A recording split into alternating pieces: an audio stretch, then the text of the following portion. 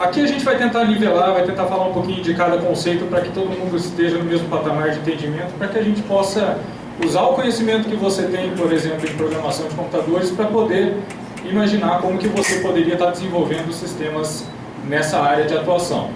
Acredito que todo mundo aqui já passou por alguma linguagem de programação, já conhece pelo menos linguagem C, linguagem Java, alguma coisa web, o pessoal da ETEC provavelmente. Então, acredito que ninguém aqui vai ter dificuldade para entender. Se alguém quiser me interromper durante a palestra, por favor, levanta a mão, a gente pode responder durante a nossa fala também, não precisa esperar o final. Tudo bem? Beleza? Desde já agradeço o convite da Fundação para nos trazer aqui para falar sobre esse tema com vocês. Bom, um pouquinho sobre mim, só para a gente contextualizar. Eu sou lá do Centro Universitário Eurípides de Marília. Alguém já ouviu falar? Quem já ouviu falar? Levanta a mão. Quem já ouviu falar do Nivem? Lá no fundo, legal. Provavelmente veio de lá também. Não? Legal. Bom, Marília todo mundo sabe onde fica, certo? Lá nós somos um centro universitário que tem cursos de computação, sistemas de informação, também tem especializações na área de desenvolvimento web e móvel. Beleza, eu estudei lá, fiz a graduação em ciência da computação e todos os meus diplomas são nessa área, então eu falo a língua de vocês. A gente está aqui para falar um pouquinho mais técnico e um pouquinho menos propaganda. Tudo bem? Beleza. Eu tenho mestrado e doutorado nessa área que a gente chama de interfaces avançadas. Vamos começar a usar os termos certos. Quando a gente fala de realidade virtual, interface, realidade aumentada, interfaces naturais, a gente está falando aqui de uma forma avançada de interação humano-computador. Então a gente está falando além de mouse, além de teclado, e estamos usando agora dispositivos para se comunicar com o computador. Bom, eu sou docente lá do Nivem, também sou coordenador adjunto do curso de Sistemas de Informação e faço pesquisa na área de Engenharia Cognitiva e Interfaces Avançadas. Não vou entrar no mérito de Engenharia Cognitiva, não é nosso assunto hoje, mas quem tiver interesse pode entrar em contato comigo, eu vou deixar meu e-mail no final. Bom, atualmente eu faço pesquisa no laboratório CompSci do Nivem, onde a gente realiza pesquisa nessa área também, no laboratório INDIS da Universidade Federal de São Carlos e no iCities da Unicamp, onde atualmente eu faço pós-doutorado. Bom, como eu disse, a gente vai tentar definir rapidamente, mas não para transformar isso numa aula chata, uma forma mais interativa, onde a gente fala e a gente tenta pegar um feedback de vocês para colocar todo mundo no mesmo patamar e assim a gente falar a mesma língua e todo mundo sair daqui pelo menos entendendo a diferença desses termos, onde eles se aplicam, quais são as vantagens e desvantagens de cada um, onde que eu posso usar esse tipo de tecnologia e o mais legal, eu posso sair daqui fazendo, eu posso fazer na minha casa, eu já antecipo a resposta para vocês, sim. Eu vou dar alguns indicativos para vocês saírem daqui já tendo alguma noção de como implementar esse tipo de coisa, sabendo a linguagem de programação que vocês sabem e que vocês aprendem nos cursos de vocês. Depois de definir, a gente vai passar um pouquinho pela história, rapidamente, só para saber como que surgiu, de onde que veio e para onde a gente vai com essa área chamada carinhosamente de RV, RA e NUIs. Depois a gente vai falar um pouquinho sobre as aplicações, onde que isso tem sido usado, além do Pokémon GO, né? Onde a gente usa esse tipo de tecnologia, onde a gente usa a tal da realidade aumentada, o que é isso? Depois eu vou fazer um pequeno merchan dos nossos projetos do laboratório, rapidamente, tá? E também uma visão rápida de futuro, o que vem por aí. Antes da gente começar, pessoal, é fundamental que a gente tenha a noção de interface. Acredito que no curso de Sistemas de Informação deve ter alguma disciplina relacionada a IHC. Procede? O senhor está falando que sim. O que é IHC? É aquela disciplina que remete a você entender o discurso homem-máquina, aquela relação entre você e o computador, o que passa por interfaces gráficas, que são as janelinhas, os menus, os ponteiros, os ícones. Tudo bem, a gente consegue usar essa disciplina para estudar esse tipo de tecnologia, mas o que é interface de uma forma mais pura? É todo elemento utilizado como elo de comunicação entre o humano e a máquina. É todo elo de comunicação também entre máquinas e máquinas. Então a gente pode usar esse termo como se fosse um intermediário, um caminho comum onde a gente usa para chegar numa determinada informação. Então o exemplo mais básico de interface a gente pode falar do velocímetro do carro. Todo aquele dispositivo, aquele conjunto de informação agregada que vai nos levar a alguma coisa nova, trazendo da máquina e levando até o humano. Então a gente consegue generalizar até a nossa garrafa de refrigerante seria uma interface, as nossas janelinhas aqui no computador seriam formas de interface, o nosso idioma que a gente usa é uma forma de interface, esse microfone que eu estou usando é uma forma de interface e por aí vai. A gente pode generalizar, extrapolar e pensar um pouquinho fora da caixa de que interface é muito mais do que janela, muito mais do que o lugar onde a gente clica, muito mais do que o lugar onde a caixinha que eu arrasto e por aí vai. Bom, os professores de vocês são da época em que a interface ela tinha esse aspecto. Certo? Quem é professor? Se identifique, por favor. Certo, todo mundo é dessa época, né? Do DOS. Os alunos provavelmente nunca ouviram falar em DOS, né? A não ser... Hã? Você não precisa nem dizer, Sandro, você deve. Até eu que não sou tão velho assim, né? Não dizendo que você é velho, tá? Passei por isso também. Na época do DOS, as interfaces eram chamadas de pré-WIMP. Primeiro, o que é o WIMP? O WIMP é aquele conjunto de janelas, de ícones, menus e ponteiros, né? Window, Icon, Menus e Pointers. O que vem antes disso a gente chama de pré-WIMP. Isso quer dizer que os usuários de Linux hoje ainda usam esse tipo de interface. A gente ainda usa o pré-WIMP. Tem muito usuário de Linux aqui? Ninguém? Pouco, hein, pessoal? Tem que ter mais, hein? Vamos conversar sobre isso depois.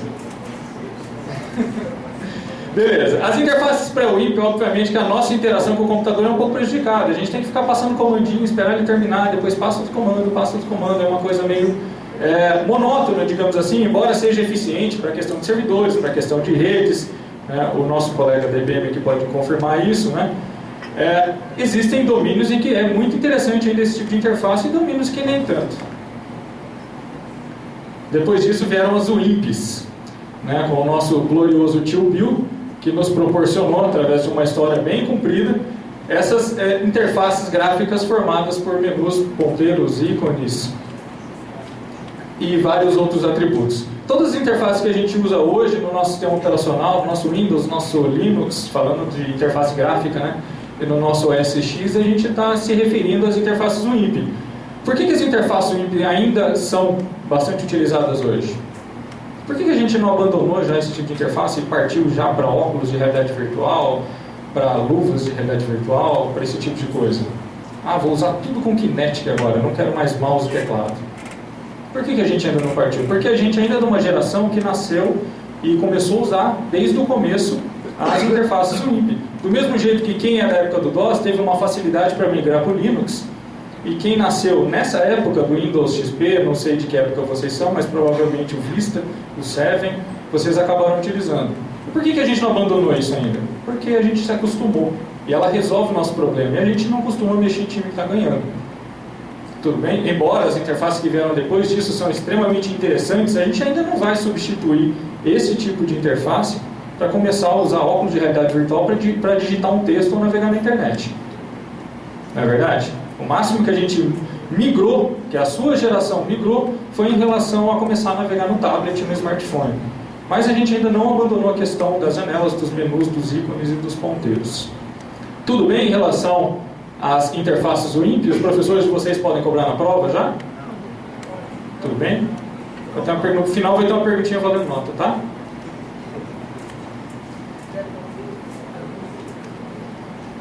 E o que veio depois disso? Bom, se eu tenho o pré-WIMP, eu tenho também o pós-WIMP. O que veio depois? Só que o que veio depois, ele não é tão novo assim. Que são as interfaces de realidade virtual. Bom, eu ainda estou falando em formas de se comunicar os humanos com as máquinas, certo? Eu tinha lá o DOS, que eu passava a linha de comando, o Linux também. Eu tinha a interface gráfica onde eu clicava e executava as coisas por mouse e teclado. E agora eu tenho umas interfaces que vieram depois, as pós-WIMP. A realidade virtual foi a primeira delas, só que quando a gente fala em realidade virtual parece ser uma coisa que, nossa, surgiu ano passado e agora eu vou comprar um óculos de realidade virtual e vou estar super na moda. Na verdade, no meio acadêmico, a realidade virtual começou em 1967, com dispositivos, obviamente, precários, coisas ruins, não tão boas quanto os dispositivos que a gente tem hoje, mas começou a se falar em interface, por exemplo, gestual, fazendo os objetos mover de um lugar para o outro, apontando o dedo, a partir de 1967.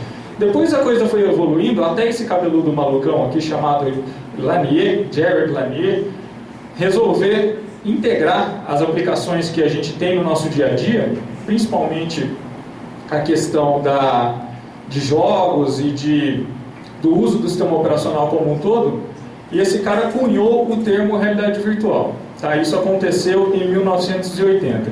No Brasil, em 95, aquele cara lá em cima, ó, chamado de Claudio Kirner, um cara muito famoso, principalmente nesse meio acadêmico, trouxe essa tecnologia para o Brasil e se criou então uma comunidade onde a gente começou a pesquisar esse tema aqui no nosso país. Isso foi em 1995.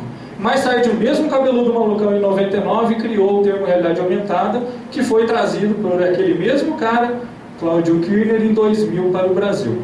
Então não é uma coisa tão nova assim. Eu vi muito na mídia a questão do Pokémon GO em relação ao, nossa, olha que inovação tecnológica o tal do Pokémon GO está trazendo para a gente. A realidade aumentada no smartphone. Não, mas espera aí, a realidade aumentada existe desde 1999 e isso não é uma inovação. Então, mas a gente ainda vai falar um pouco mais sobre isso mais para frente. Tudo bem até agora, pessoal? Tranquilo? O pessoal do fundo está me ouvindo bem? Beleza? Tem algum corintiano aí? Nós. Ah, bom saber disso. O resto é palmeirense ou prefere não se manifestar? Palmeirense hoje está orgulhoso, né? Os palmeirenses estão se achando agora. Uma vez a cada 200 anos tem que... E ainda sem mundial, né? Vamos lá. Beleza, pessoal. Então, se o professor de HC um dia resolver perguntar para vocês, esses sistemas de informação, o que é a tal da realidade virtual, meus alunos, você poderia definir dessa forma. É uma interface avançada. Beleza, você já sabe o que é uma interface avançada. É aquela que não usa os dispositivos comuns e nos traz uma experiência de uso do sistema operacional um pouquinho melhor. Para aplicações computacionais, obviamente. A gente não vai usar isso para nenhum outro tipo de aplicação. Onde o usuário pode navegar e interagir em tempo real. Isso é muito importante. O tempo real é fundamental e vocês vão entender daqui a pouquinho qual que é a importância disso. E também possibilita que a gente interaja com as coisas diretamente. Em um ambiente tridimensional gerado por computadores usando dispositivos. Precisa decorar isso? Não. É só interessante saber que nada mais é do que uma evolução do uso das interfaces gráficas que a gente tem hoje no nosso dia a dia, usando dispositivos que a gente chama de não convencional. O que é não convencional? É tudo que foge do mouse, do teclado, do monitor comum que vocês estão acostumados até os dias de hoje. Beleza, se a realidade virtual nasceu lá atrás, a gente também consegue reconhecer no nosso dia a dia o uso dessa tecnologia. Quem joga videogame? Quase todo mundo, né? Nós também. Depois a gente combina um FIFA. Beleza. O videogame, ele é baseado numa grande premissa. Uma não, na verdade 3. A interação, o envolvimento e a imersão. Quem nunca viu alguém jogando um joguinho de carro que fez assim com o controle? Por que a pessoa faz isso? Porque ela está envolvida, né? Ela acha que ela está dirigindo de verdade o carro. E pelo fato dela estar tão empolgada jogando e usando um dispositivo que é não convencional, o controle de videogame não é um dispositivo convencional, certo? Então a gente consegue dizer que jogar videogame é uma ação de realidade virtual, é uma atividade de realidade virtual? Sim. É um tipo de realidade virtual que a gente chama de semi-imersiva, que a gente não está diretamente dentro do sistema, a gente não faz parte daquela realidade 3D, mas quase. Então a gente consegue apontar os nossos videogames como dispositivos também de realidade virtual. Beleza, mas a gente tem outras formas de se sentir mais parte do sistema de realidade virtual, que são as tais cavernas digitais. Como que funcionam essas cavernas digitais? São salas com projeções em todas as paredes, inclusive no teto e no chão. Você coloca um óculos para enxergar as coisas em 3D, é o mesmo óculos do cinema 3D, só que ele tem um rastreador que faz com que a cena que está sendo projetada te acompanhe de acordo com o seu movimento. Se você andar um passo para a esquerda, a cena vai dar um deslocamento para a direita. E assim você se sente parte do ambiente. Literalmente, você está dentro de um sistema tridimensional gerado por computador. Aqui no Brasil não tem muitas dessas. Aquele bonitão no canto ali sou eu, experimentando uma caverna digital. Aqui no Brasil tem no Centro de Pesquisas da Petrobras, no Rio de Janeiro, na UFRJ, tem na Escola Politécnica da USP, em São Paulo, e mais uns 2 ou 3 lugares no país. Mas por que isso? Realidade virtual é tão cara? Sim, esse tipo de realidade virtual, sim. Construir uma dessa custa milhões. Então a gente não vai construir uma dessa na nossa casa. Professor, você está me dizendo então que eu não vou conseguir fazer realidade virtual em casa? Não, não é isso que eu estou dizendo. Você não vai conseguir construir uma dessa na sua casa. mas você consegue coisas bem próximas disso usando dispositivos bem baratos. Daqui a pouco eu vou mostrar para vocês. Tudo bem, né? Legal isso? Muito legal. É como se você estivesse dentro do seu Call of Duty, dentro do seu FIFA, dentro do seu Pro Evolution Soccer. Falando de dispositivos mais completos, coisas que a gente pode comprar hoje em dia. Quem já ouviu falar no Oculus Rift? Esse é famoso, né? Eu trouxe um aqui, pessoal, e depois da palestra, se houver um tempo, o professor Sandro vai selecionar alguns de vocês aí para experimentar um pouquinho. Tudo bem? Oi? Eu quero abrir, eu sou aluno. Ah, você é aluno? Porra, Sandro. Agora você me fala, Sandro. Beleza. Tudo bem. O Rift é possível de ser adquirido. Quanto custa um Rift? Uns 5 mil reais no máximo. Tá? Concordo, é uma coisa cara. Mas existe algo de baixo custo, que é o famoso cardboard. O cardboard custa aproximadamente 30 reais. Tem de 30, tem de 50, tem de 60, tem de 500. Esse daqui é de papelão, é o famoso, feito pelo Google, que você pode adquirir, acoplar ao seu smartphone e chegar em resultados parecidos com o Rift. Qual que é a diferença? Por que eu compraria um Rift? O Rift te deixa mais imerso, é uma coisa mais eficiente do que o cardboard. O cardboard é interessante para você testar suas aplicações, testar uma implementação que você fez, algo mais simples, algo menos sério, principalmente, mas é algo que funciona também e é bem legal, você consegue comprar no Mercado Livre e entrega na sua casa facilmente. Já o Oculus Rift não é tão simples assim de ser comprado, ele é importado, tá? Vem com dispositivos para você usar como controle, vem com um sistema de som também, é uma coisa bem mais rústica, bem mais robusta. Tudo bem? Olha lá, ó, 5 mil reais, 30 reais. 5 mil reais, 30 reais. Entendeu? Sacaram a diferença? Por que eu não trouxe um cardboard? Porque geralmente a instituição compra os dispositivos, os brinquedinhos mais caros pra gente. Beleza? Pessoal, eu vou dar um exemplo aqui para vocês, da onde a gente consegue chegar com a realidade virtual. Quem conhece esse jogo que é o Sword Art Online? Eu explico para vocês. A pessoa está imersa, ela está colocada dentro do ambiente de realidade virtual e além disso, ela também tem sensores nos pés para indicar para onde ela está correndo, para onde ela está andando. E também tem sensores na mão para que ela seja possível de segurar uma espada e atacar os oponentes. Será que um dia a gente vai ter esse tipo de tecnologia na nossa casa para que a gente possa jogar videogame dessa forma? E tudo isso, coincidentemente, fornecido o servidor cloud pela IBM. Não foi proposital, né, IBM?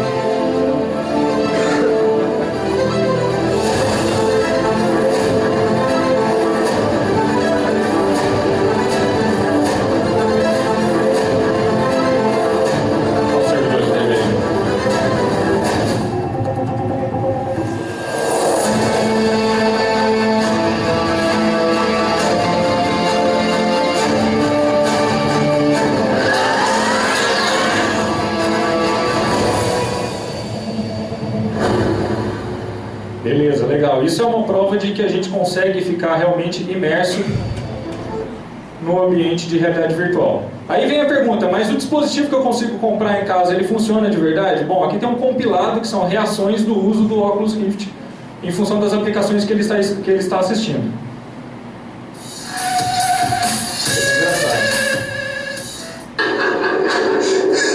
O cidadão ali está passando por uma aplicação daquela famosa montanha-russa do Rift, né? Ele está apoiado na parede porque ele acha que vai morrer.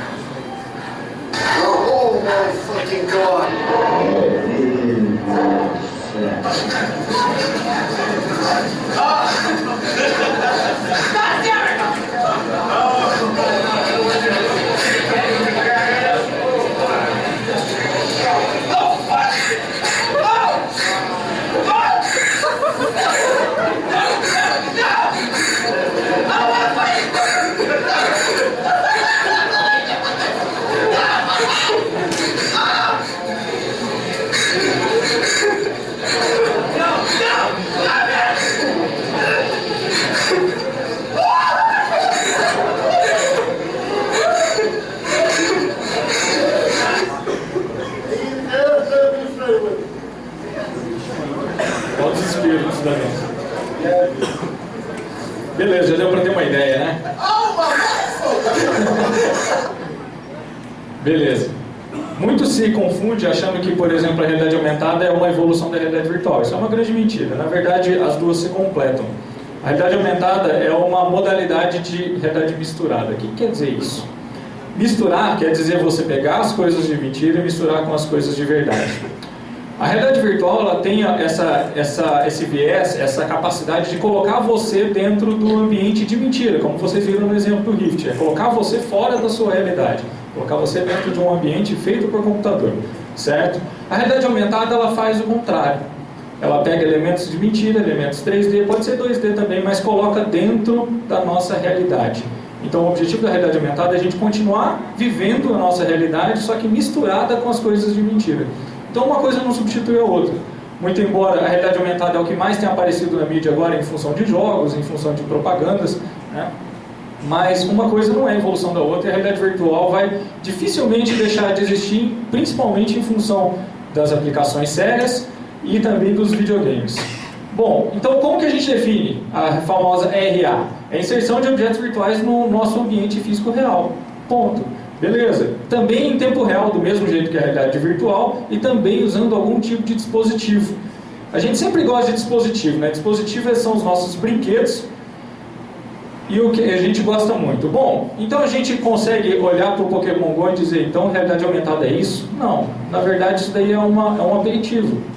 É uma coisinha da realidade aumentada. Eu só estou colocando lá os Pokémons dentro do ambiente que eu estou vendo, só que eu não estou fazendo considerações nenhuma em relação ao relevo, em relação aos objetos que já estavam lá, em relação aos obstáculos, em relação ao comportamento do objeto 3D misturado no nosso ambiente real. Então simplesmente joguei o bichinho lá e, boa, acabou.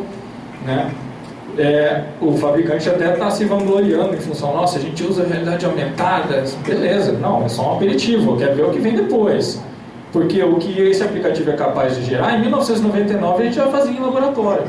Então, por isso que eu digo que isso não é uma baita inovação tecnológica. Agora, o fato de ter casado isso com um jogo extremamente conhecido, com um anime extremamente conhecido, que deu esse boom todo, essa foi a grande sacada, e não o uso da realidade aumentada. A realidade aumentada é só uma ferramenta aqui para eles, para dar um plus, para dar aquela cerejinha no bolo do jogo. Todo mundo joga aqui ou não? Ninguém joga? Como assim? Até eu jogo isso, gente. Não, eu perdi a vergonha de falar isso já. Perdi a vergonha. Todos os meus alunos estão jogando esse negócio. Todos. Beleza, como que funciona a realidade aumentada então na prática? Beleza. Eu sempre dependo de algo chamado marcador. O que é marcador? Hoje o tal do marcador pode ser absolutamente qualquer coisa. Ele serve para nos dizer, e para dizer para a máquina também, onde o nosso objeto 3D vai aparecer. Então, no começo dos anos 2000, final dos anos 99, final do ano 99, quando isso chegou para a gente usava marcadores de papel. É onde está escrito esse IRO. IRO é um acrônimo do nome do criador da técnica, tá? Esses marcadores eram pecinhas de papel onde a gente fazia o nosso sistema reconhecer aquele papelzinho e dizer para ele onde ele deveria projetar o nosso objeto 3D. Visto por onde? Bom, nos anos 90, obviamente, visto na tela do nosso computador. A gente não tinha realidade aumentada no celular, não tinha no tablet, não tinha óculos, não tinha nada que nos levasse a algo extremamente inovador. Bom, uma vez que o nosso sistema sabe quais são os marcadores, eu só preciso encontrar esses marcadores no ambiente. Para encontrar esses marcadores no ambiente, eu uso câmeras comuns. Que tipo de câmera pode ser, professor? Qualquer uma. Qualquer uma. Lógico que não pode ser uma câmera, uma resolução terrível, né, porque depende dela enxergar o nosso marcador. Mas qualquer câmerazinha clone funciona. Tudo bem? Ainda mais uma câmera de iPhone, de Android. Essas câmeras são bem melhores hoje, o que proporcionou uma melhoria brutal nos sistemas de realidade aumentada. Uma vez que eu identifiquei pela câmera esses marcadores, o sistema sabe para que serve aquele marcador, ele sabe qual objeto deve aparecer naquele marcador, e todos os objetos têm o seu marcador definido. Aí ocorre a projeção por onde eu vou visualizar, através do monitor, na tela do celular, na tela do tablet, na tela do óculos. Até pouco tempo atrás, a gente tinha que fazer todo esse cálculo de identificação desses marcadores e saber exatamente a geometria deles e fazer o cálculo ponto por ponto, pixel por pixel. Hoje a gente tem muitas ferramentas que fazem isso e na maioria das vezes a gente não tem que estar muito preocupado em como identificar esses marcadores. Hoje absolutamente tudo pode ser um marcador. Você pode ser um marcador, a sua mão, seu pé, seu olho pode ser um marcador. Eu fiz um exemplo aqui, depois eu vou mostrar para vocês. Eu fiz um marcador, usei uma nota de real como marcador. Depois eu vou mostrar para vocês. E uma aplicaçãozinha que eu fiz ali no hotel, demorou 5 minutos para fazer. Depois eu mostro para vocês como chegar nisso. Tudo bem? Antes demorava-se horas, dias, às vezes semanas para fazer uma aplicaçãozinha de realidade aumentada. Hoje a gente faz em poucos minutos. Existem algumas modalidades da tal da realidade aumentada. Obviamente você não vai fazer o que esse cidadão aqui da esquerda está fazendo, mas a realidade aumentada por vídeo é aquela que você vê o resultado através de uma tela, através de um monitor que pode ser no seu celular, pode ser o teu monitor de vídeo, pode ser a sua televisão, pode ser absolutamente qualquer coisa que tenha uma tela, que tenha um display. Tudo bem? Essa foi a primeira que veio, aquela que nos deu a oportunidade de testar a realidade aumentada, até porque a gente não tinha tela transparente nesse momento. Não tinha uma tela que você podia olhar através dela e na própria tela ter também a projeção de alguma coisa que fosse interessante para a gente.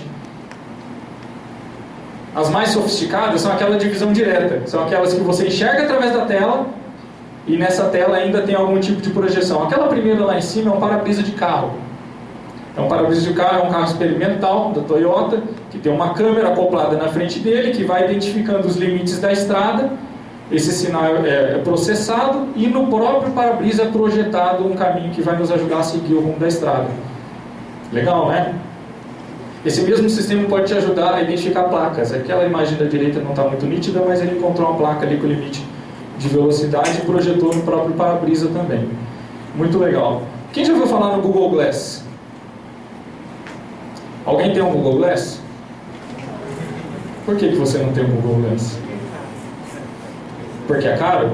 Não é esse o motivo. Vamos dizer que você tivesse todo o dinheiro do mundo. Por que você não tem um Google Glass? Porque não vende. Aí está. A Google, infelizmente, engavetou o projeto. Lançaram uma série de protótipos. Quem era developer, né, desenvolvedor cadastrado lá, até conseguiu comprar, né, mas foi descontinuado, né, engavetado, infelizmente, por alguns probleminhas que vocês vão ver daqui a pouco. E o principal deles é a privacidade e também a segurança dos dados. O Google Glass serve para aumentar o nosso mundo. É um óculos de realidade aumentada, certo? Eu enxergo através daquela lente e naquela mesma lente são projetadas informações que vão complementar o meu mundo real. Então ele é um óculos de realidade aumentada. Só que a partir do momento que eu estou extraindo informações do mundo, junto com essas informações do mundo, vem informações das pessoas. E eu não sei se eu posso pegar a informação sua, ou você não sabe se pode pegar a informação minha. Então você começa a misturar e a questão da privacidade se torna um problema. Esse foi o principal motivo. Havia um receio também em relação ao preço, só que o Rift foi lançado por R$5.000, né? E o HoloLens está sendo lançado por $3.000. Então, o preço eu acho que não foi o motivo principal. Beleza. Here are the basics of how to use glass. Olha que coisa linda. This is your touchpad. It runs from O your touchpad aqui do lado, Tap the touchpad. como se fosse a superfície, o touchpad do seu You should notebook. see the display above your line of sight. Adjust it to see everything. The home screen shows a clock. This is your timeline. It's a row of cards. Things to the left are happening now or coming up, like the weather. Se todo mundo já anda na rua olhando para baixo por causa do WhatsApp, You can tap on imagina a distração do pessoal andando na rua com um negócio Swipe desse na down cara. anywhere to go back to the timeline. Cards to the right of the home screen are from the past. For example, messages, videos, or photos. Tap on a photo to share it and choose one of your friends. Quem teria coragem de usar isso na rua? Sério mesmo? Swipe down to go back to standby. Quase não ia chamar atenção. Have fun exploring. Beleza. Legal, o Google Glass. Agora um projeto que definitivamente foi para frente e já está sendo lançado. Quem conhece o HoloLens? All around us. HoloLens, teoricamente, ele veio para ser o concorrente do Glass, né? Só que o Glass nunca chegou a ser It enables lançado. us to do amazing things. Então o HoloLens vai reinar sozinho. Go further. Vai começar a funcionar para quem tem o Xbox, Where integrado no Xbox. Você transforma todo o seu mundo numa realidade misturada. Então você está vendo todos os elementos virtuais misturados com o mundo real, customizados por você, o que é muito legal. what will they enable us Só to que do? por enquanto ele não é tão perfeitinho assim, tá, pessoal?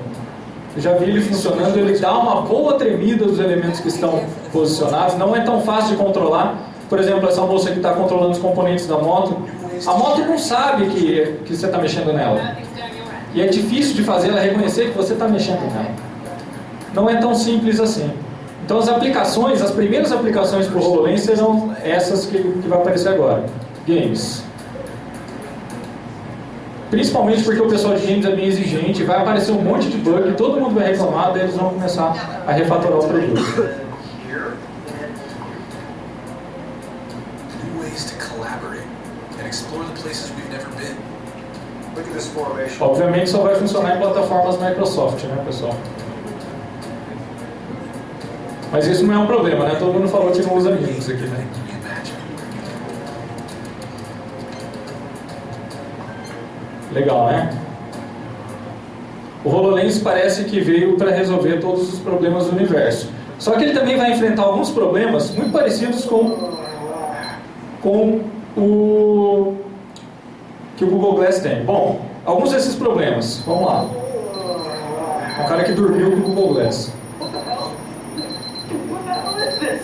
Ele tomou um susto com o despertador pulando na cara dele. The newest piece of technology that will change the way everyone lives. When did I start wearing these ugly glasses? Quando eu comecei a usar esse óculos horroroso, dei uma chamada para ele. Olha o que ele estava we fazendo. need to park at 10. I want to show you something. Sure.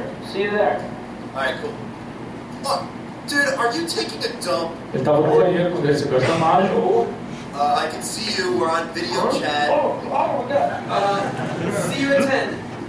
Ele estava convidando ele para ir no Google parque. Glasses optimizes your life by showing you ads specifically tailored As to your online propagandas. shopping history. E diz que facilita a nossa vida. Watch where you're going, you idiot! Estava prestando atenção na propaganda. For your wound. I got the best deal for Band-Aids on eBay. Would you like to I purchase? don't have time for Olha que legal, ele machucou a mão e o Google Glass está sugerindo alguns lugares para comprar band-aid para ele. Band-Aids within a 5-mile radius. Oh, come on.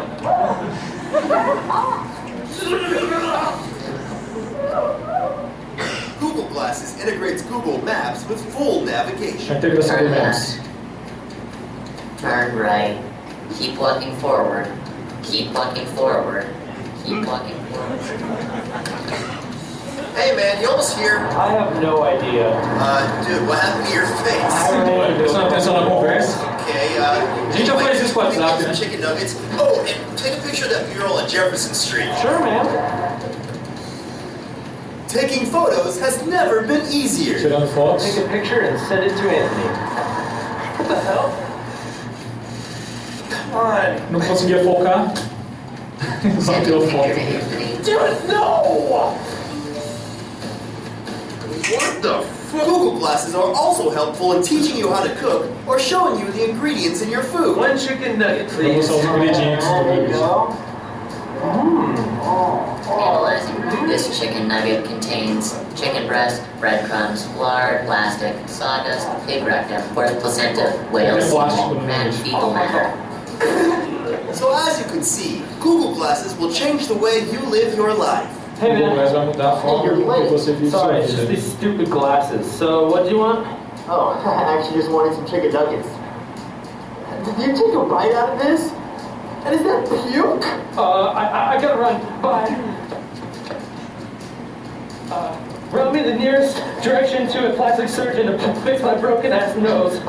And Google Glasses Pediu feature direções pro impressive cirurgião 1 plástico. hour of battery life. What the? Google Glasses. Are you ready for the future? Lógico que está um pouco exagerado, né? Beleza. Mas são problemas de privacidade que a gente vai encontrar com o uso desse tipo de tecnologia. Beleza. E em domínios sérios, onde que eu posso utilizar a realidade aumentada? Onde tem sido usado? A realidade aumentada tem sido usada na manutenção de máquinas já faz um tempo. A BMW foi a primeira a implementar esse tipo de recurso. Essa é uma solução para usuários finais, para donos de carro da Renault. Para você ter algumas instruções de substituir um pouco o manual de instruções do carro por tecnologias mais interessantes. É um aplicativo que você instala no seu smartphone para você extrair informação de como manusear ali o seu motor.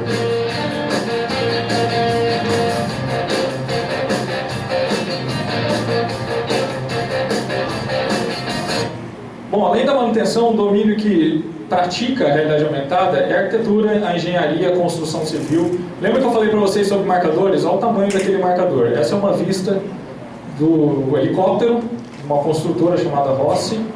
Eles resolveram mostrar para os clientes deles como que ficaria de verdade o condomínio construído, né, sem utilizar maquetes e sem utilizar qualquer efeito de computação gráfica. Então resolveram colocar o prédio de mentira no local de verdade, em tamanho real, e mostrar isso para o cliente. Então o marcador foi identificado e vamos projetar então um prédio em tamanho real. Legal, aí sim a gente consegue ver algum tipo de utilidade. Agora, vocês conseguem imaginar a qualidade da câmera para conseguir identificar um marcador dessa distância? Não é uma câmera qualquer, obviamente. Beleza, e coisas sérias? Você deixaria esse ser operado usando um sistema de realidade aumentada? Eu não. Eu já aviso. A realidade aumentada não chegou nesse nível ao ponto de você substituir métodos tradicionais por uma projeção dos seus órgãos durante uma cirurgia. Você não, o mundo não está preparado para isso. A realidade aumentada, mesmo os dispositivos mais sofisticados como aquele da Microsoft, ainda tem uma série de defeitos, ainda há uma dificuldade em relação à precisão. A imagem de vez em quando dá uma tremida. Imagina que o médico está confiando nessa imagem de realidade aumentada, está com o bisturi na mão, está pronto para furar o cara e a imagem dá uma sacudida. Ainda não é a hora de confiar nesse tipo de coisa, mas no futuro próximo, quem sabe. Beleza. Aí a gente chega no mundo que a gente está hoje de interfaces naturais, onde, como o próprio nome diz, as interfaces agora passam a utilizar o corpo humano. Ela é totalmente natural para a gente e a gente não precisa mais de dispositivos. Não que a gente vá abandonar o Oculus Rift ou o Cardboard ou então as aplicações de realidade aumentada, mas é algo que veio para resolver os problemas dos dispositivos. Agora, quais são os controles? O controle é a minha mão, o controle é o meu movimento, o controle é o jeito que eu ando, pode ser até o meu olhar. E a gente já está bem acostumado com esse tipo de interface. Quem tem aqui smartphone com tela touch? Quase todo mundo, né? Então a gente já pratica interface natural há um bom tempo. Desde quando? Quando surgiu o celular touch? Vamos ver quem sabe desse dado. Faz tempo? Faz tempo? Quando surgiu o primeiro smartphone pra gente? Smartphone de verdade, não aqueles Xing Links. Hã? Quem falou? Não. Quase. 2007. Foi a época do lançamento do primeiro iPhone. Aí veio todos os outros concorrentes, tudo de uma vez só. Então faz muito tempo que a gente tem contato com a interface natural? Não, foi ontem. Só que hoje já faz parte do nosso dia a dia, do mesmo jeito que as interfaces Win, aquelas de menus, ponteiros, ícones, e a gente já está tão acostumado. Eu tenho até muitos alunos que não têm um notebook, mas têm um smartphone de última geração. Isso acontece com vocês também? Alguns, né? Interface natural é aquela então que funciona com toque, com gesto, com fala. Eu posso misturar tudo isso, controlar as aplicações só com a minha mão, sem usar dispositivo e ainda assim usar um Oculus Rift que nem aquele? Sim, misturar as coisas é muito legal. E isso é uma tendência, é algo que a gente vai chegar no futuro próximo a misturar todos esses tipos de interface ao ponto da gente não saber diferenciar uma coisa da outra. É muito chato a gente ter que apontar, a realidade virtual é isso, a realidade aumentada é aquilo. Por que a gente simplesmente não chama de realidade de interfaces avançadas, mistura tudo e começa a usar para resolver o nosso problema? É essa a tendência, e é isso que a gente quer fazer. Então toda interface que seja multitouch, que usa mesa, ou lousa, ou celular, ou sensores tridimensionais como o Kinetic, que todo mundo conhece. Todo mundo conhece o Kinetic, né? Não? Ninguém conhece o Kinetic? Claro que conhece. Vocês têm vergonha de falar que joga Just Dance, né? É igualzinho o Pokémon GO. Todo mundo joga, mas ninguém fala nada. Beleza. As interfaces naturais, elas têm algumas classificações, mas nada que nos assuste. Toda vez que a gente usa uma mesa sensível ao toque, isso já apareceu bastante na mídia. Restaurantes têm usado esse tipo de tecnologia. A gente chama de TUIs. TUIs é um acrônimo para Tangible User Interface, interfaces de usuário tangíveis. São aquelas que eu posso tocar, aquela que eu posso pegar nos meus objetos, aquela que eu consigo interagir com os objetos 3D com o meu dedo. O seu celular é uma forma de interface tangível, é uma superfície onde você vai direto no ícone com o seu dedo. Muito embora eu já vi muita gente usar mouse e teclado em tablet, né, que eu acho isso uma coisa ridícula, mas eu já vi muito isso acontecer. O primeiro iPhone, então, em 2007, foi quando popularizou o uso das interfaces tangíveis. A partir daí surgiram várias aplicações, mesas musicais, que funcionam com princípios muito parecidos à realidade aumentada. Cada cubinho daquele ali, ele tem um marcador. Esse marcador, ele é colocado em cima da mesa, e por baixo da mesa existe uma câmera de infravermelho que vai identificar esse marcador e vai transformar isso num input, como se você estivesse clicando em alguma coisa. Cada marcador representa uma ação diferente. Essas mesas musicais, elas foram expostas na Campus Party, inclusive, apareceu algumas vezes. Ela chama React Table. Depois eu vou passar a apresentação para vocês, vocês podem ver os clipes completos, senão a gente fica aqui até uma meia-noite. Tem horário para acabar? Vocês têm que ir embora depois, pessoal? A gente pode ir falando. O Juliano é compreensivo. Beleza. Vamos lá, então. Tá, tudo bem. Usar telas. Tem um lugar onde eu possa clicar, é muito legal. Mas e se eu não tiver tela? Aí as interfaces naturais ganham um outro patamar. Antes de se chamar Kinetic, o Kinetic chamava Projeto Natal. Project Natal. Quem sabe dessa informação? Legal. Por que chama Project Natal? Porque foi feito por um brasileiro que veio de lá. Olha que legal. Foi um brasileiro que fez a tecnologia do Kinetic. Depois o que ele fez com essa tecnologia? Vendeu para a Microsoft. Hoje ele trabalha lá, mas entendeu? Legal. Isso é o máximo que a gente consegue chegar de interface natural, pessoal. Sem controle, sem nada, você é o controle. O que a gente pode melhorar a partir disso? A precisão do reconhecimento dos movimentos, obviamente. A gente pode deixar isso muito mais interessante a partir do momento em que eu conseguir identificar o meu punho, os meus dedos, além da palma da mão, o meu quadril, a perna. O Kinetic ele é capaz de reconhecer o seu pé, o seu joelho, o seu quadril, o seu ombro, o seu cotovelo e a palma da mão. Ainda não há precisão no Kinetic para você, por exemplo, fazer um movimento de pinça. É uma coisa bem limitada, tá? Mas para jogo é mais do que o suficiente, não é verdade? A diferença é que a Microsoft quer usar isso para aplicações sérias também. Eles não querem usar isso só para jogo. Eles querem integrar o Kinetic junto com o HoloLens. Encher a sua casa de sensor para que você consiga usar a realidade aumentada e interface natural ao mesmo tempo. Aí fica legal, né? Esse é o primeiro vídeo de lançamento do Kinetic, se eu não me engano, de 2009. O Kinetic também parece que existe há séculos, né? Nossa, Kinetic, joguinho de Kinetic, faz muito tempo que existe. Não, alguns poucos anos. Beleza, agora a coisa vai ficando mais séria. E se eu quiser um pouquinho mais de precisão? Tem alguma forma de eu ter mais precisão? O Kinetic é legal para jogos, é legal para uma longa distância, mas esse cara é preciso. E esse cara a gente pode ter em casa, porque custa $50 só esse sensorzinho. Não que $50, né, transformados em Dilmas, fique barato, né? Mas muito mais acessível, por exemplo, do que os sensores da Microsoft. Esse sensor é chamado Leap, tá, pessoal? Quem quiser pesquisar depois, ver como comprar esse tipo de coisa, ele pode ser integrado com absolutamente qualquer coisa. Funciona no seu Windows, no seu Linux, no seu Mac, funciona em absolutamente tudo. A precisão é praticamente em tempo real, você vê que não há atraso em relação ao movimento, coisa que existe no Kinetic, e ele reconhece todas as falanges do seu dedo, então todas as dobras, todo pedacinho do seu dedo. Então esse tipo de aplicação poderia ser usado pelo cirurgião. e não aquela que eu mostrei para vocês antes.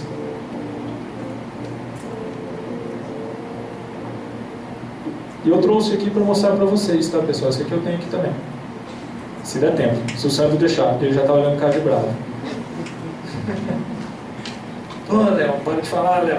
Beleza, dá para melhorar ainda mais? Tá. Olha isso, pessoal. Esse é o lançamento.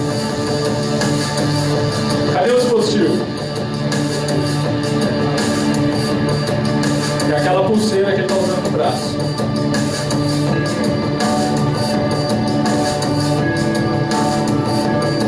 Ela captura as ondas elétricas que estão passando em cada músculo para saber qual músculo você está contraindo ou estendendo para fazer o reconhecimento do gesto.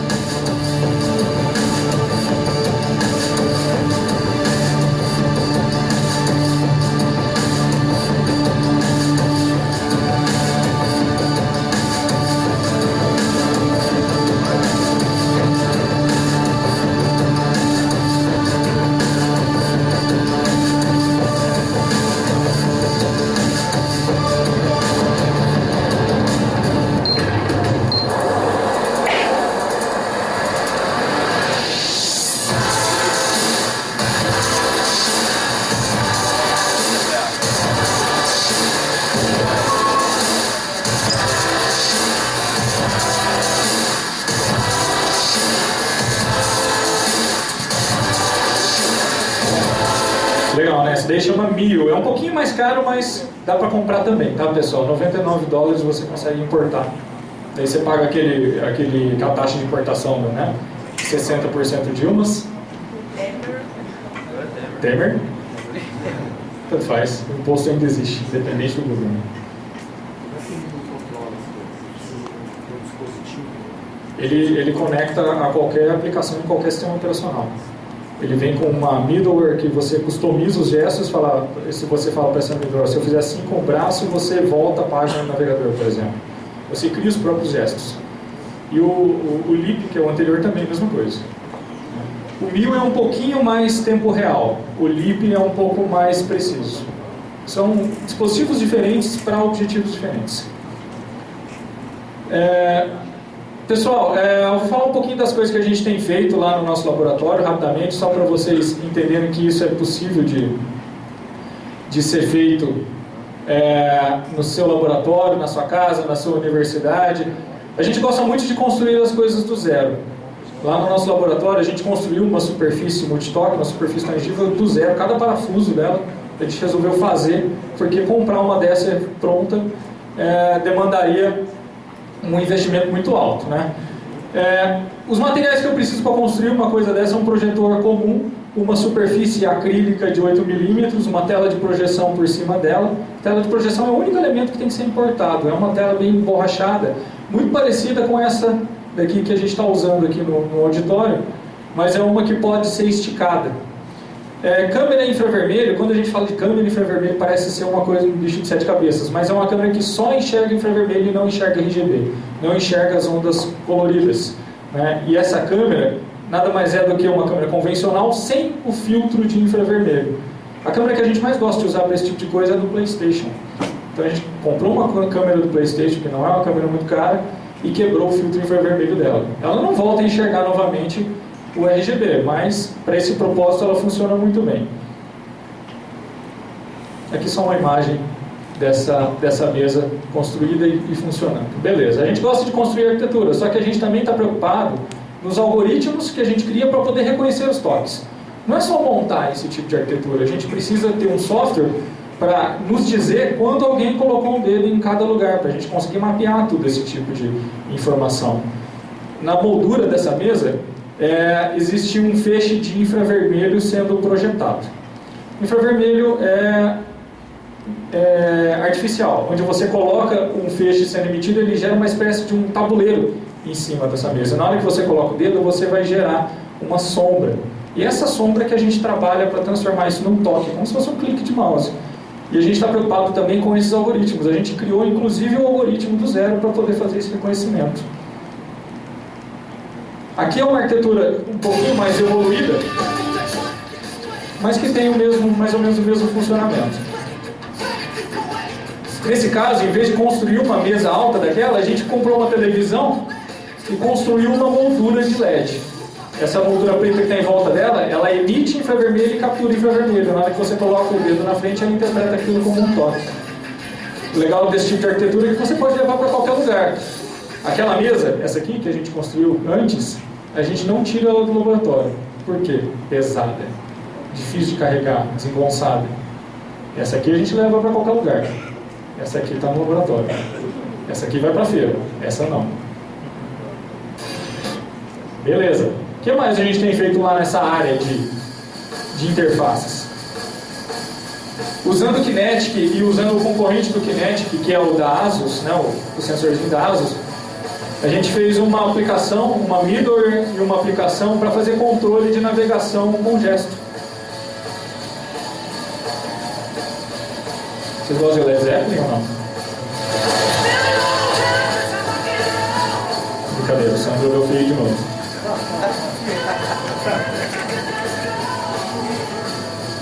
Beleza.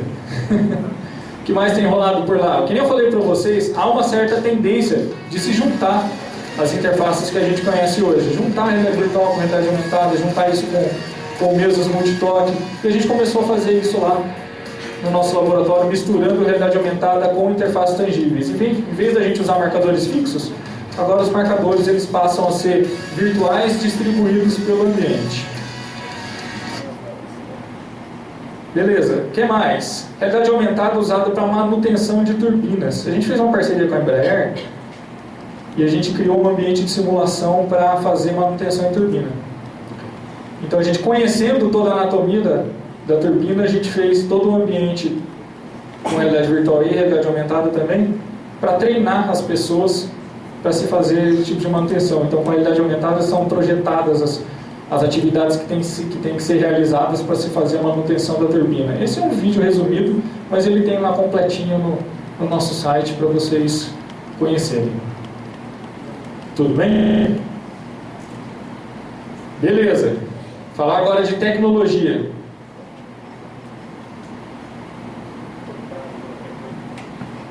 Me interrompa, por favor.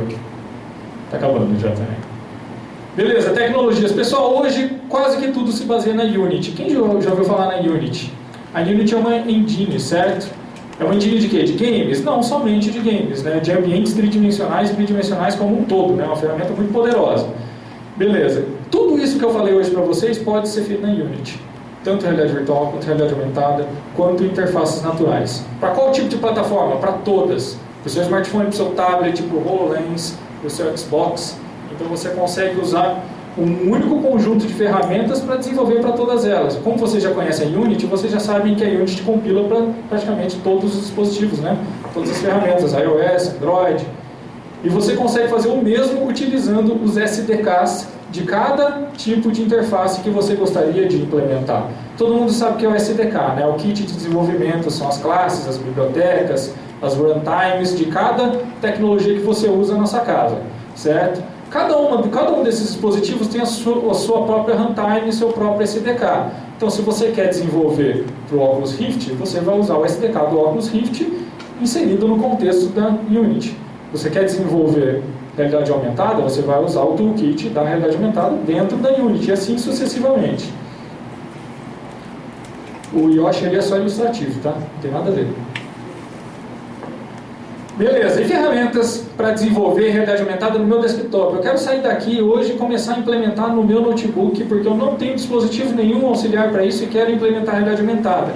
Essa é uma lista, dentre as mais conhecidas, existe o AR Toolkit, que foi o primeiro que surgiu lá atrás, é o primeiro toolkit implementado em C, em C++, e Objective-C, que é a linguagem do iOS, né? Aqui todo mundo é proficiente em C, C++, não é verdade? Vocês manjam de C e C++, né? Todo mundo, né? O pessoal de web gosta muito do quê? De Java, Django, o que vocês usam? Java? Java é legal, mora em nossos corações. Então, praticamente todas as linguagens de alto nível existe um toolkit para te auxiliar a desenvolver, como por exemplo, eu quero implementar em Python, tem o OpenCV em Python, eu quero C#, tem o NIR Toolkit, tem diversas variações. Todas elas nos levam a implementar nativamente, usando Eclipse, NetBeans, esse tipo de de ferramenta. Mas se você gostaria de desenvolver algo rápido, eu recomendo mesmo a Unity. Para desenvolver o mobile, iOS ou Android, obviamente que você vai precisar do SDK do iOS ou SDK do Android para dar suporte a desenvolver aplicações nativas, certo? Eu até gosto de aplicações híbridas, aquelas que rodam em todos os dispositivos ao mesmo tempo, só que não fica tão legal assim. Não sei qual a opinião de vocês, se são contra ou a favor de aplicações híbridas. Eu não sou muito a favor disso, eu gosto de aplicações nativas. Beleza, para desenvolver mobile existe uma única ferramenta que dá suporte tanto para iOS quanto para Android, sem que você tenha que pagar o programa da Apple, sem que você tenha que precisar de um Mac para desenvolver, que é o Vuforia. O Vuforia é uma ferramenta híbrida que vai permitir que você crie os seus próprios marcadores, e existe um SDK que você leva para dentro da Unity, e ao gerar a sua aplicação você escolhe se vai rodar isso no iOS ou no Android. Bem simples.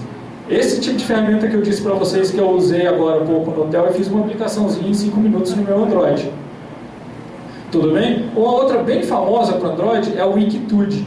O Wikitude funciona mais ou menos nesses mesmos termos. A diferença do Vuforia e do Wikitude é que o Wikitude tem um código aberto e o Vuforia é totalmente fechado. O Vuforia é uma ferramenta que dá suporte ao desenvolvimento, não é bem um SDK. Tudo bem? Bom, se você gostaria de desenvolver nativamente no iOS, ou seja, sem ir para Unity, eu quero usar o NetBeans, o Eclipse ou o Xcode, no caso do Mac, você vai usar a ferramenta chamada String. String é muito legal para se desenvolver código nativo, mas para isso seria necessário que você usasse um Xcode no seu MacBook. Beleza, no caso do Android existem algumas opções, além do Wikitude e do Vuforia, como o EndAR e o DroidAR, para quem gosta de programar mais. Por que todo mundo gosta da Unity? Porque eu programo menos. Não deveria ser esse motivo, né? A gente usa pouco código na Unity, menos do que deveria. Na Unity você consegue programar em JavaScript, C#, ainda existe Python talvez, nativo, mas você programa pouco. O fato de você usar a Unity facilita, né, você desenvolver uma aplicação em um curto prazo, mas te dá menos poder, né? Você faz muitas coisas que já estão pré-prontas, pré-preparadas e acaba programando menos. Beleza. Eu costumo dizer que hoje o programador ele sabe menos, porque usa muito framework, não sabe muito de arquitetura de computadores, por exemplo, né? A gente está ficando distante da arquitetura, na verdade. A gente conhece menos detalhes de programação ao longo do tempo. A gente já entra num curso de sistemas, num curso de ciência da computação, e já vai programar usando toolkits, usando frameworks, e a gente está ficando cada vez mais longe da arquitetura. Isso não é um problema se você pensar em produtividade, mas acaba sendo um problema quando você pensa em customização, em detalhes, em coisas mais precisas. Beleza. E se você estiver interessado em fazer programação para interfaces naturais, existe também uma rotina de etapas que você deve cumprir, como, por exemplo, para criar uma mesa interativa você precisa de acrílico, projetor e película, que nem eu falei para vocês, um rastreador para você identificar os seus dedos, que a gente chama de CCV, uma câmera infravermelha, que pode ser qualquer câmerazinha porcaria sem o filtro, e para programar você pode partir para os dois lados. O pessoal que gosta de Java, existe o toolkit chamado MT4J, que é Multitouch for Java. Então é um toolkit para você programar multitouch, que isso vai rodar tanto no celular quanto numa mesa multitoque. E tem também para Python. Vocês gostam de Python? Python é legal, né? Ninguém conhece Python? Python é legal, recomendo. Universidades americanas estão usando Python como primeira linguagem. Olha que legal. O pessoal acaba de aprender algoritmos, vai implementar alguma coisa, começa com C? Não, começa com Python. Depois eles voltam ao estruturado, que é a linguagem C. Por que a gente aprende linguagem C até hoje? Por quê? Por que, Sandro? Os sistemas operacionais são feitos em C. Sistemas operacionais são desenvolvidos em C, até hoje, todos eles. O núcleo do SO é todo em C. Beleza. Interfaces naturais usando sensores. No caso do Lip, o Lip tem também um SDK que você pode baixar lá no site e programar ou em C# ou JavaScript. O C# ele não é um bicho de 7 cabeças. Muita gente odeia o C# e nunca viu o C#. Né? Nada mais é do que uma cópia descarada do Java, né? Implementado pela Microsoft, mas ele é muito fácil, é muito simples. O SDK do Lip é implementado nele. E para o Kinetic, obviamente, o Kinetic, Microsoft, C Sharp. Esse tal do C Sharp nos persegue, né? É igual ao Objective-C. O Objective-C é uma linguagem que a gente foge, né? Ninguém quer programar Objective-C. Ah, eu vou ter que comprar um iPhone e um Mac para poder desenvolver para o iOS. Não é uma verdade universal, mas o Objective-C é algo que nos provoca uma certa repulsa, né? Não é todo mundo que gosta. Beleza, como eu disse para vocês, o futuro promete em relação à integração de interfaces. E para encerrar, gostaria de dar uma visão de futuro para vocês, onde a gente não consegue mais diferenciar o que é realidade aumentada, o que é realidade virtual, o que é de verdade, o que é de mentira, o que está ali para complementar as nossas coisas comuns. Essa é a mesma empresa que desenvolve o Gorilla Glass. Sabe a tela de celular, Gorilla Glass? É feito por uma empresa chamada Corning. Ela que fez essa visão de futuro.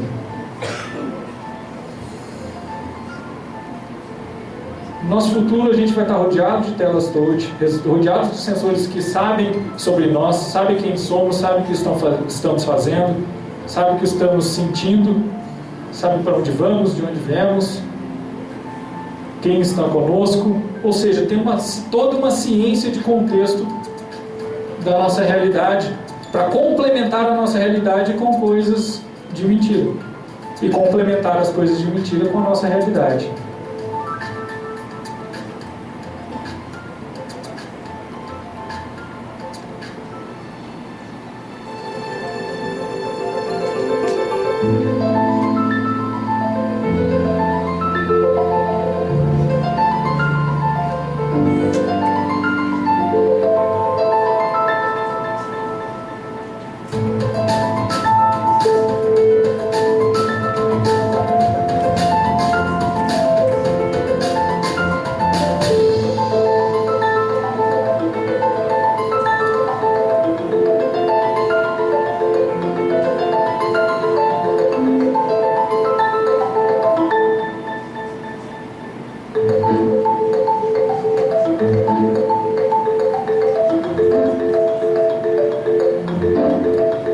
Nossa sala de aula é igualzinha a nossa.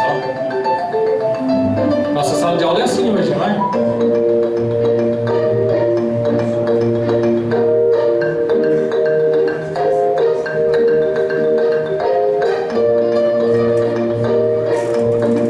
Pessoal, em entrevista recente, o presidente dessa empresa disse que essa realidade é em 20 anos, tá?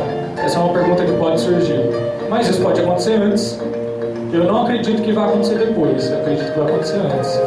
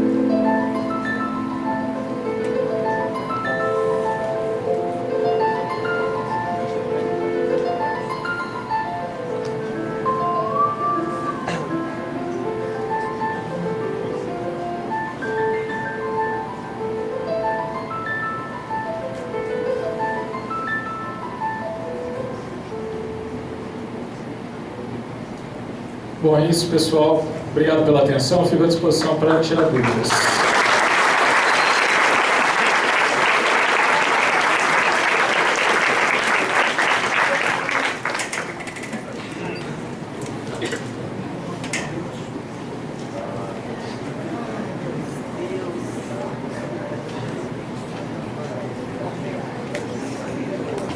Pessoal, alguém tem alguma pergunta, alguma dúvida que queira esclarecer? O Ingress também é chamado de realidade aumentada, né? O Ingress. Ele é realidade aumentada por causa que ele mistura o GPS com o jogo? É assim, quando você tem um conjunto Quando você tem o conjunto de sensores do smartphone que vão trabalhar a favor para trazer uma informação que venha complementar a sua realidade, você já consegue categorizar assim. Então, informações de acelerômetro, magnetômetro, né, a sua bússola, sensor de altitude, de umidade, qualquer tipo de informação que você possa trazer que vai ser projetada para melhorar a sua realidade, você pode categorizar dessa forma. Não é uma caixa fechada, realidade aumentada, não é coisas que... Não é assim, ó, é só desse jeito, não. Hoje com essa disponibilidade de sensores, ficou mais disponível ainda.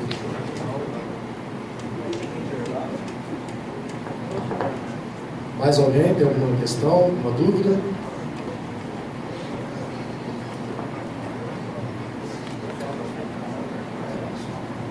Pessoal, esses são os meus contatos, tá? Se você tiver alguma dúvida e quiser mandar um e-mail, fica à vontade, é botega@univem.edu.br. Se vocês quiserem conhecer os projetos dos nossos laboratórios, compsci.univem.edu.br. Lá tem todos os projetos com mais detalhes, com os artigos que a gente publica mundo afora sobre esses temas, sobre as áreas que a gente tem trabalhado atualmente. E é isso. Obrigado, Sandro. Obrigado, pessoal, pela atenção.